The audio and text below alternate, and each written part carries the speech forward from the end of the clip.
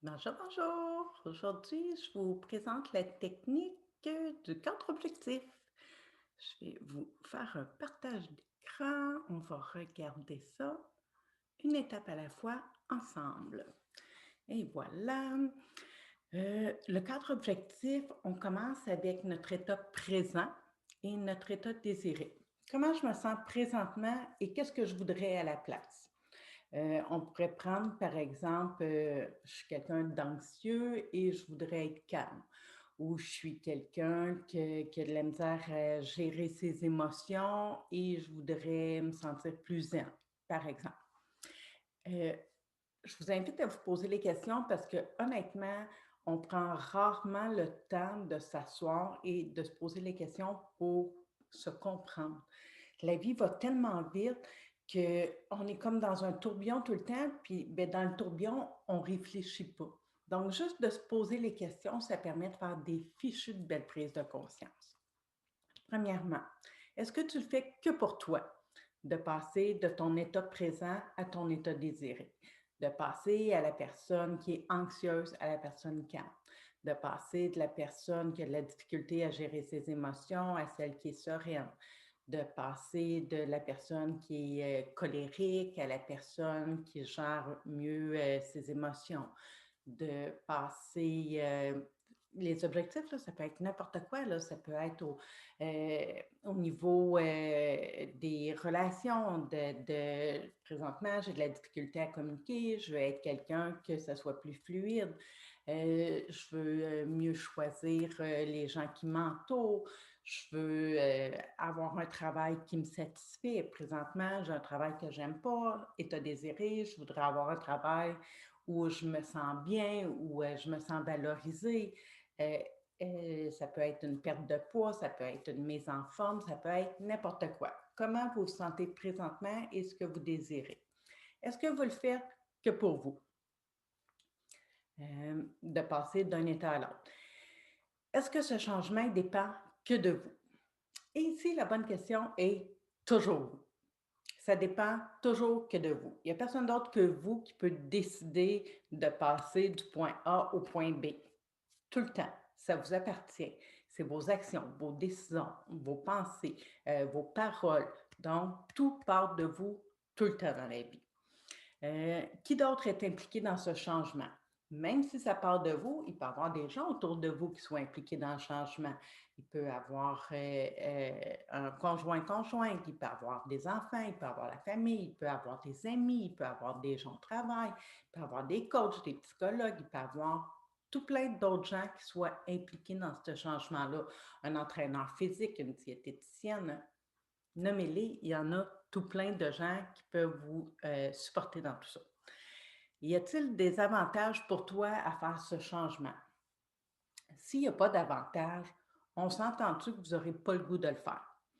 C'est quoi l'avantage pour toi de faire le changement, par exemple, de partir de l'anxiété vers être quelqu'un de plus calme? Bien, peut-être que juste dans ta qualité de vie, ça va être beaucoup mieux. Peut-être qu'au niveau des gens qui t'entourent, ça va être vraiment plus plaisant d'être avec toi si tu es quelqu'un de plus calme que quelqu'un d'anxieux. C'est quoi les avantages pour toi? Euh, et pour les autres près de toi, c'est quoi les avantages? Qu'est-ce que ça va apporter aux autres que toi, tu sois plus calme, que toi, tu sois en mesure de gérer tes émotions, que toi, qu'est-ce que ça apporte aux autres autour de toi?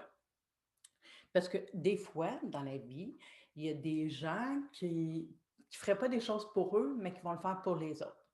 Il y a des gens qui n'iraient pas marcher pour eux, mais ils vont y aller pour leur chien. Il y a des gens qui iraient pas, qui changeraient pas leur alimentation pour eux, mais ils vont le faire pour leurs enfants ou pour leur conjoint. Donc, des fois, de faire les choses pour les autres, ça nous permet de le faire pour soi-même aussi. Je vous dis ça de même, des fois, ça arrive. C'est quoi les inconvénients pour toi de créer ce changement-là? Souvent, les gens vont me dire: «Ah, il n'y en a pas». Bien, des fois, il y en a un et c'est ce qui fait qu'on a tendance à ne pas le faire. Moi, quand je vais bien, bien, les gens qui sont aidants autour de moi n'ont pas l'impression qu'ils ont leur place. Donc, souvent, ils ont eu tendance à s'éloigner quand j'allais bien, mais quand je ne vais pas bien, ils sont toujours là. Fait que des fois, pour avoir ces gens-là que j'aime autour de moi, ben, j'avais tendance à me victimiser inconsciemment, là, parce que j'avais envie d'avoir leur présence. Fait que juste de prendre conscience, c'est quoi les inconvénients pour toi de passer de l'anxiété à la personne qui est plus calme? Est-ce que, inconsciemment, ça l'attire l'attention? Est-ce que ça l'attire des gens autour de toi quand tu es anxieuse? Juste de vérifier, c'est quoi les inconvénients pour toi? S'il y avait des inconvénients, c'est quoi la solution? Ben, est-ce que peut-être la solution, comme dans le cas que je vous ai dit, ben, moi, quand ça va bien, il y a des gens qui s'éloignent, ben, de leur en parler, de dire: «Regarde, quand je vais bien, j'ai l'impression que tu t'occupes de d'autres gens qui vont moins bien, puis que tu m'accordes pas d'importance». Fait inconsciemment, j'ai l'impression que, je dois mal aller pour t'avoir proche de moi. Souvent en coaching, moi, je vais le dire aux gens, là, quand on est sur le bord de finir, nos rencontres: «Regarde, je sais que ça l'arrive souvent» et en thérapie aussi, là, ça l'arrive vraiment souvent que quand c'est sur le bord de finir, ben les gens, ils ont comme, une petite descente parce qu'ils ne veulent pas couper ce lien-là. Mais moi, je dis au contraire: «Regarde, quand ça va bien, ben je veux que tu m'écrives, puis je veux que tu me le dises. Regarde, Joanne, telle affaire, ça va bien, puis si je peux t'aider là-dedans, ça va me faire plaisir. On ne coupe pas les ponts parce que ça va bien. On arrête les coachings parce que tu n'en as plus besoin, mais on peut continuer à s'écrire parce que tu vas bien. Puis je ne vais pas induire, ben, si ça ne va pas bien, tu me rappelleras, parce que ça voudrait dire que je ne crois pas que ça va bien aller et que c'est juste si ça ne va pas bien que tu peux revenir. Ben non, si ça va bien, tu as un projet, quelque chose, tu veux que je t'accompagne, ça va me faire plaisir. Fait que de vraiment faire attention à tout ça, puis de voir c'est quoi les solutions pour vous. C'est quoi le pire scénario? S'il n'y a rien qui change, si tu restes encore très anxieuse, par exemple, ou si tu n'arrives pas à gérer tes colères, c'est quoi le pire scénario? Est-ce que tu peux te rendre malade? Est-ce que tu peux perdre tout le monde autour de toi? C'est quoi le pire, pire scénario s'il n'y a rien qui change? Combien de temps tu te donnes pour passer de ton état présent à ce que tu désires? Ça a-tu assez duré? Est-ce que ça pourrait être dans la prochaine année, dans le prochain 6 mois, dans le prochain 3 mois? Qu'est-ce qui est réaliste pour toi? Mais c'est important de te donner un temps parce que sinon, tu vas te réveiller 5 ans, 10 ans, 20 ans plus tard, puis tu vas être exactement à la même place. Quand, souvent dans la vie, les gens vont faire les choses dernière minute. Si, tu as à te préparer pour quelque chose, souvent tu vas être dernière minute. Quand on a un travail à remettre, c'est souvent dernière minute. Donc si tu ne te donnes pas un temps, ben, tu vas te réveiller sur ton lit de mort, puis ben, tu n'auras pas fait ce que tu avais envie de faire. D'où l'importance de se donner des objectifs qui sont smart, on va y arriver, et de te mettre un temps. Et un temps qui est réaliste pour accumuler les réussites. Qu'est-ce que tu perds en faisant ce changement? Qu'est-ce que tu perds en allant bien? Dans l'exemple que je vous ai donné tantôt, moi, dans mon cas, bien, je perdais des gens autour de moi. Est-ce que je suis prête à perdre ces gens-là pour aller bien ou je préfère aller mal et garder des gens autour de moi qui sont des aidants? Parce que ce pas des mauvaises personnes. Ils sont, dans leur nature, c'est des gens qui aiment ça aider. Fait que s'ils n'ont pas besoin de t'aider, ben, ils vont trouver d'autres gens à aider. Donc, qu'est-ce que je perds en allant bien? Qu'est-ce que je perds en étant plus calme? Est-ce que c'est de l'attention? Qu'est-ce que vous perdez? Je vous laisse y réfléchir. Qu'est-ce que tu as déjà essayé dans le passé pour arranger cette situation? Si vous ne changez rien, il n'y a rien qui va changer. Si vous avez déjà essayé des choses qui ont fonctionné et que vous avez arrêté de les faire, je conseille fortement de recommencer à les faire si ça avait fonctionné. Pourquoi ça n'a pas fonctionné, ces choses-là? Est-ce que c'est parce que vous avez, pas gardé une constance? Est-ce que c'est parce que quand ça va bien, vous avez tendance à arrêter? Est-ce que vous vous êtes saboté? Pourquoi ça n'a pas fonctionné? Peut-être que vous n'étiez pas prête, que ce n'était pas le temps. De juste vous poser les questions, puis de faire confiance aux réponses qui viennent. C'est vraiment ce que vous avez besoin de savoir présentement. Pourquoi tu crois que maintenant, c'est le temps pour toi de changer les choses? Si tu penses que c'est pas le bon temps, puis si tu y crois pas, ben tu vas te saboter, c'est clair. Pourquoi tu penses que maintenant, ce serait le temps pour toi? Pourquoi c'est un bon timing présentement? Moi, je te dirais que présentement, avec la pandémie, Le fait qu'on peut moins socialiser, qu'on peut moins faire d'activités, c'est tellement le meilleur temps pour prendre le temps de travailler sur vous, de tout analyser, tout ça, d'apprendre à vous connaître, d'apprendre à vous aimer, d'apprendre ce que vous aimez pour vous et pas nécessairement pour les autres, d'être plus dans les choses simples de la vie. Il n'y a pas meilleur temps, je pense, présentement qu'en temps de pandémie. C'est quoi spécifiquement ton objectif? Là, je vous invite à aller voir votre capsule sur les objectifs SMART afin de le formuler qui soit spécifique, qui soit mesurable, qui soit attirant, qui soit réaliste et temporel, qui soit spécifique. Si c'est trop général, vous ne serez pas en mesure de l'évaluer. Qu'on puisse l'évaluer. Par exemple, je ne sais pas, je veux augmenter mon chiffre d'affaires de 20. Bon, ben c'est évaluable. Je veux, je sais pas, je veux faire des exercices 3 fois par semaine, c'est mesurable. Je veux gérer mes émotions, c'est général. Je veux être plus dans la joie et comment on va être en mesure de le mesurer? Bien, je vais sourire plus. Bien, sourire plus, ça veut dire quoi? Sourire à tous les jours, sourire 1 heure par jour, sourire à 5 personnes, de vérifier que vous soyez en mesure de le mesurer, qu'il soit attirant. Si ce n'est pas le fun, on n'a pas tendance à le faire. Fait qu'il soit attirant, qu'il soit réaliste. Le but, c'est d'apprendre à se faire confiance, c'est d'accumuler les réussites. Si votre objectif n'est pas réaliste et que vous accumulez des échecs ou que vous abandonnez, bien, c'est rien d'aidant au niveau de votre confiance. Donc, qu'il soit réaliste, puis de mettre un temps. Chaque semaine, dans votre mode d'emploi, vous avez vos objectifs pour la semaine, pour le mois, pour l'année, 5 ans, 10 ans, si vous voulez, mais au minimum pour la semaine. Ça peut être pour la journée, ça peut être pour la prochaine heure. Moi, quand j'allais pas bien, là, 1 heure, c'était déjà très long. Bien, ça pourrait être quoi mon objectif pour la prochaine heure en sachant que, bon, bien, j'ai un problème d'anxiété. OK, bon, bien, pour la prochaine heure, mon objectif, c'est de faire mes respirations afin d'être plus calme. C'est un objectif qui est SMART. C'est quoi les actions concrètes que tu comptes faire pour atteindre ton objectif? Je viens juste de vous donner un exemple. Par exemple, de la respiration, de la méditation, du yoga, du Qigong, aller marcher.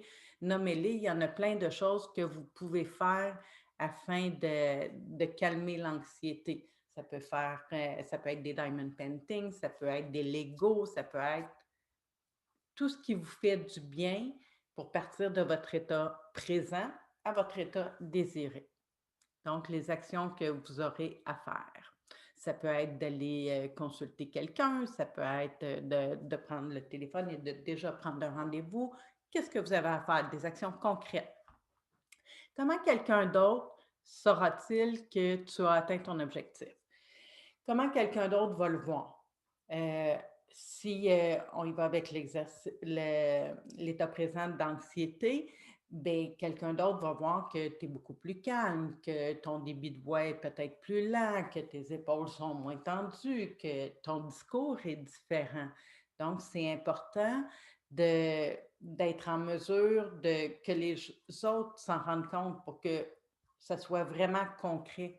Et j'ai oublié, je voulais vous dire aussi, quand vous formulez votre objectif ici, c'est important qu'il soit positif. Les objectifs de perte de poids, bien, il n'y a personne qui aime ça perdre dans la vie. Si je veux plus consommer ou si je veux plus de relations toxiques, bien, c'est comme si le cerveau n'enregistrait pas la négation, puis ce qui entend, c'est bien, je veux consommer, puis je veux des relations toxiques.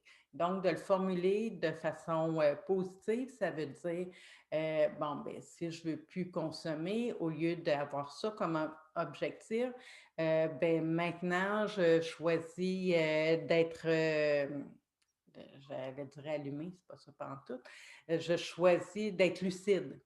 Je choisis de ressentir mes émotions. Je choisis de vivre ma vie. au niveau des relations toxiques, mais je ne veux pas plus avoir de relations toxiques, je veux avoir une relation saine. Fait que de formuler vos objectifs pour qu'ils soient smart, mais aussi positifs, c'est très important. Heu, Qu'est-ce que quelqu'un d'autre, verra de vous? Qu'est-ce qu'ils vont entendre? Qu'est-ce qu'ils vont voir dans votre, façon de vous habiller? Peut-être si vous passez de la déprime à une joie de vivre, dans votre énergie, dans votre visage. Est-ce que plutôt que de voir quelqu'un qui était bien mou, les cheveux gras, qu'ils vont voir quelqu'un qui prend soin de lui? Votre discours, qu'est-ce qu'ils vont entendre de différent au lieu d'entendre quelqu'un qui se plaint, qui s'apitoie, qui joue les victimes? Est-ce qu'ils vont entendre quelqu'un qui est positif, qui a des projets, qui a envie de faire des choses?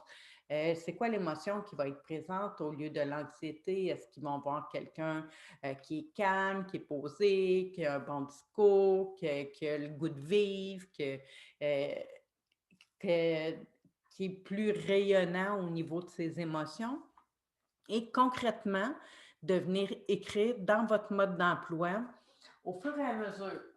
Mettons votre objectif, de la semaine. Bon, bien, vous venez écrire ici: «C'est ça que j'ai à faire pour mon objectif de la semaine». Ici, en dessous: «C'est quoi que j'ai à faire pour atteindre mon objectif du mois?» Puis mon objectif annuel. Qu'est-ce que j'ai à faire pour atteindre mon objectif annuel? C'est important de venir puis moi, là, je le fais à chaque mois. La raison pour laquelle je réussis à atteindre autant d'objectifs, c'est que je suis dans l'action continuellement. Si je veux écrire 3 livres dans mon année, puis que je commence à les écrire au mois de décembre, il y a aucune chance que j'y arrive. Si à chaque semaine, je me bloque 2 jours pour écrire mes livres, puis que je me dis que ça me prend 4 mois pour en écrire un, bien là, le 4 mois suivant, je devrais être rendue à l'écriture d'un nouveau livre. Puis après 3 mois, d'être rendue à la correction. Mais je me les écris déjà à l'avance dans mon mode d'emploi pour être en mesure d'écrire mon objectif pour ce mois-là, c'est d'avoir fini tant de mots, tant de chapitres, tant de pages. Après 3 mois, c'est d'être rendu à la correction. Après 4 mois, c'est d'être rendu au roman suivant. Donc, de les écrire à l'avance, ça me permet de voir, oh, OK, là, je vais avoir du retard, il faut que je m'accélère ou ça va bien mes affaires. Donc, c'était pour vous donner un exemple d'action concrète. Et votre mode d'emploi, vous pouvez l'avoir papier, vous avez juste à le commander sur la boutique. Sinon, bien, vous y avez accès en ligne. Vous pouvez le faire sur votre téléphone, votre tablette, votre ordinateur. Il est accessible partout en PDF. Les ressources. Quelles sont les qualités, aptitudes, habiletés, connaissances, compétences, forces que vous avez déjà? En PNL, et c'est ce qu'on va faire beaucoup ensemble, la programmation neurolinguistique, on parle du principe que vous avez déjà toutes les ressources. Donc, qu'est-ce que vous avez déjà comme connaissances, comme compétences? Qu'est-ce que vous avez déjà lu? Qu'est-ce que vous avez déjà appris? Qu'est-ce que vous mettez déjà en application pour passer de votre état présent à votre état désiré? Prenez-les en note parce que des fois, on oublie qu'on a déjà tout ça. Donc, ça nous fait un bon rappel. C'est quoi les ressources que vous allez devoir acquérir? Bien, peut-être que vous avez déjà les connaissances. Peut-être que vous avez déjà la tête dure, puis quand vous voulez quelque chose, vous avez tendance à le faire. Mais peut-être que dans les ressources que vous allez devoir un peu travailler, c'est la constance. Parce que des fois, quand ça va bien, bien, on arrête. Donc, devoir à venir travailler un peu plus au niveau de la constance. Quoi d'autre que vous allez devoir acquérir? Est-ce que pour vous, c'est important la reconnaissance? S'il n'y a pas de reconnaissance, peut-être que vous avez moins tendance à le faire. Bien, d'aller voir avec, peut-être le groupe ou, de voir qui pourrait être la personne qui vous reconnaît dans votre réussite pour vous donner envie de le faire. Je pense que dans le groupe comme ça va être vraiment stimulant de se féliciter entre nous. OK, cool, tu l'as atteint, bravo! Et on sait qu'il va y avoir quelqu'un qui va le reconnaître. Fait que ça, je pense que c'est supportant. Donc, de voir qu'est-ce que vous avez besoin d'aller chercher autour de vous comme ressources ou à l'intérieur de vous. Est-ce que vous avez déjà accompli ça auparavant? Si on parle de notre exemple, de l'anxiété avec être plus calme, avez-vous déjà été plus calme dans votre vie? Si oui, qu'est-ce que vous avez fait? Donc, écrire les stratégies qui ont déjà fonctionné pour vous. Parce que c'est pas parce que quelque chose fonctionne pour moi que ça va fonctionner pour vous. Et c'est pas parce que vous avez déjà essayé quelque chose qui a fonctionné que ça va fonctionner à nouveau. Et c'est pas parce que vous avez essayé quelque chose qui n'a pas fonctionné que ça fonctionnerait pas maintenant. Donc, c'est important d'aller comme tout décortiquer tout ça. Puis dans vos 100 stratégies gagnantes, c'est sûr qu'il y en a que vous allez voir que ça va faire comme non, ça, c'est pas pour moi. Et qu'il y en a d'autres que ça va faire ah, cool, j'y avais pas pensé, je vais essayer ça. Fait que, prenez vraiment le temps de voir c'est quoi les stratégies que vous avez déjà utilisées ou que vous pourriez utiliser. Qu'est-ce qui se passerait si on faisait déjà comme si vous aviez toutes les ressources? Vous avez déjà tout à l'intérieur de vous. Qu'est-ce qui se passe de différent? Vous avez la constance, la confiance, l'accompagnement, le soutien. Vous avez déjà tout ça. Qu'est-ce qui se passe avec votre objectif? À quel pourcentage croyez-vous que c'est possible de l'atteindre, votre objectif? Parce que si vous n'y croyez pas, ça ne se passera pas. Vous allez vous saboter. S'il y a un grand secret que tout le monde qui sont dans la réussite ne révèle pas, c'est qu'il faut y croire, il faut faire des actions.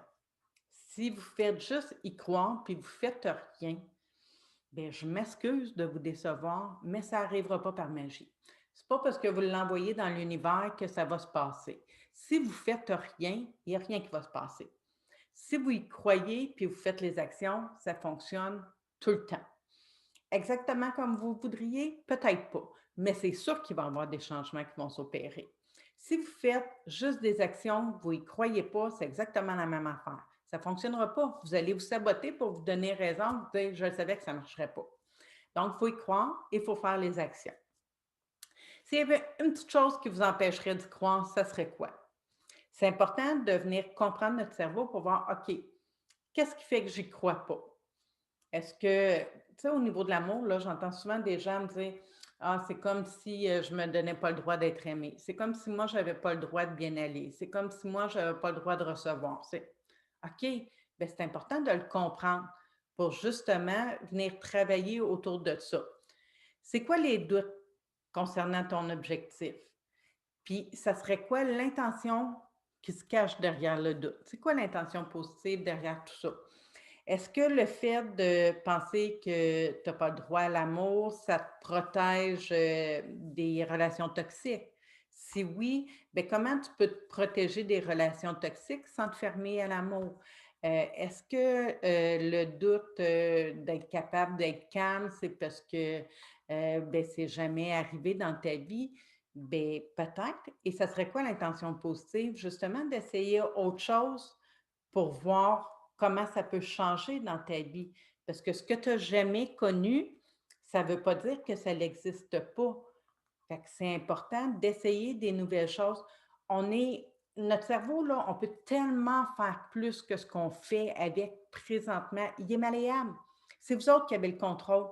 Prenez le contrôle de votre cerveau comme vous le prenez de votre respiration. On peut faire tout ce qu'on veut avec. C'est nous autres qui décident de bien aller ou de mal aller. C'est plate à entendre, mais c'est la réalité.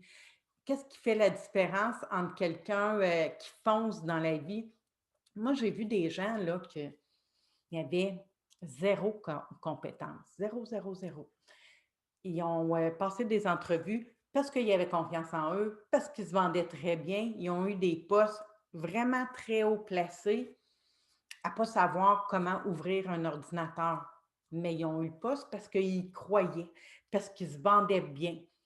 Tout se passe dans la tête. C'est important. Et il y a d'autres gens qui ont vraiment plein de connaissances, plein de compétences, mais qui ont zéro confiance en eux. Donc, eux, à cause de ce qu'ils envoient comme message à leur cerveau, ils n'arrivent pas à surmonter tout ça. Il faut juste venir créer dans notre vie ce qu'on voudrait dans notre tête. Et vous en avez le pouvoir. Il faut juste le faire. Il faut y croire, il faut faire des actions. Je vous le dis, ça marche tout le temps. Vous m'auriez connue avant, là, j'étais complètement l'opposé. Tout ce que j'essayais dans la vie, j'abandonnais avant. Il y a rien qui fonctionnait, mes relations fonctionnaient pas, j'aimais pas mon travail, j'étais une mauvaise mère, je m'apitoyais, c'était pénible. Tout ce que je réussissais pas avant, aujourd'hui et pourtant je suis la même personne là, je réussis à le faire. Mais pourquoi? Beh, parce que j'y crois, parce que j'ai pris le contrôle de mes pensées et parce que je fais des actions. Puis j'ai rien de plus que vous autres. Si moi je suis capable, vous êtes capable. Moi, j'ai confiance, je sais que tout le monde peut faire ce que je suis capable de faire et 100 fois plus encore parce que vous avez des compétences que j'ai pas nécessairement. Donc, j'ai vraiment confiance en chaque personne. Qu'est-ce que tu crois qui serait essentiel pour te guider avec cœur vers l'atteinte de ton objectif? Est-ce que c'est le sport du groupe? Est-ce que c'est la motivation? Est-ce que c'est, d'avoir quelqu'un justement qui te motive, qui te supporte dans tout ça? Qu'est-ce que tu as besoin pour, te guider? Est-ce que c'est une formation? Moi, je voulais monter une page web. J'avais beau vouloir la monter, ma page web, j'avais pas les connaissances. Donc, je suis allée suivre une formation. Je voulais faire des conférences, bien, je suis allée suivre une formation. Je voulais écrire des livres, je suis allée suivre des formations. Donc, des fois, il nous manque un bout. Bien, qu'est-ce que vous avez besoin? Aller le chercher. Selon toi, c'est quoi les croyances des gens qui ont réussi quelque chose de similaire à toi?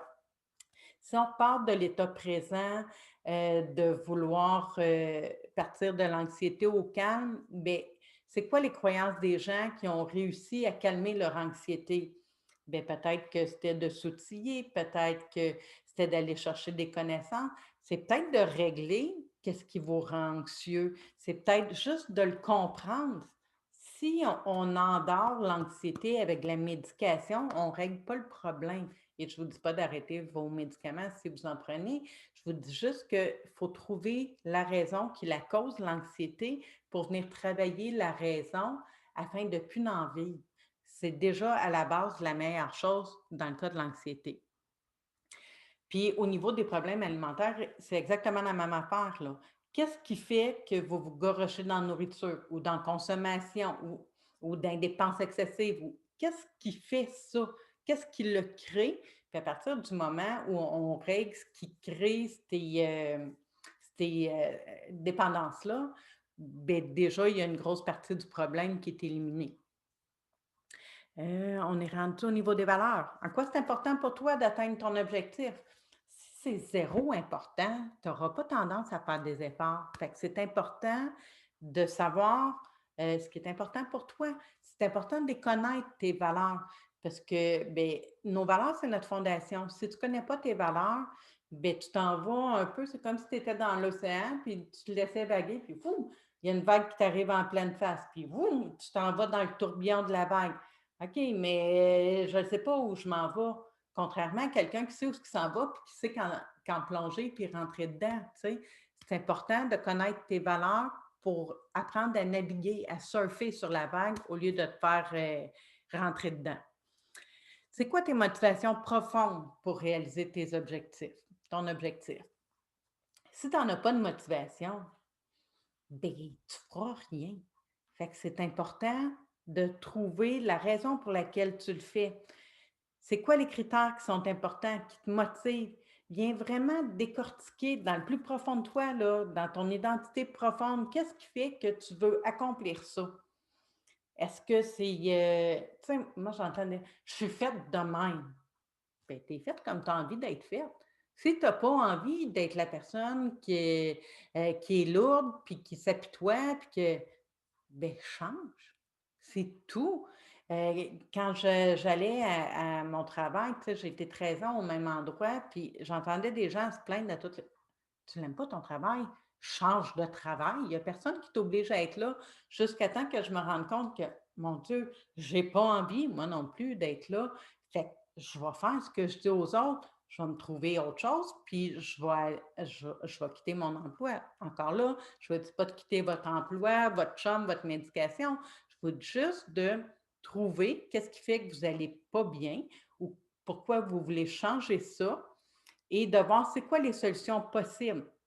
Avant de changer d'emploi, on se forme, on trouve un autre emploi, on fait autre chose. On fait pas, ça a pas besoin d'être noir ou blanc, là, ça peut être noir et blanc. Je le sais que c'est ça qui va pas bien, je vais faire ça pour me rendre là. C'est quoi l'étape entre les deux? Donc, on était au niveau des valeurs. En quoi c'est important pour vous de faire tout ça? Au niveau de votre identité, souvent, là, quand on a un trouble de personnalité limite, c'est un trouble relationnel, c'est un trouble identitaire. On ne sait pas trop on est qui dans la vie. On est l'ombre de son conjoint, on devient exactement comme ses amis, on devient comme les gens avec qui on travaille.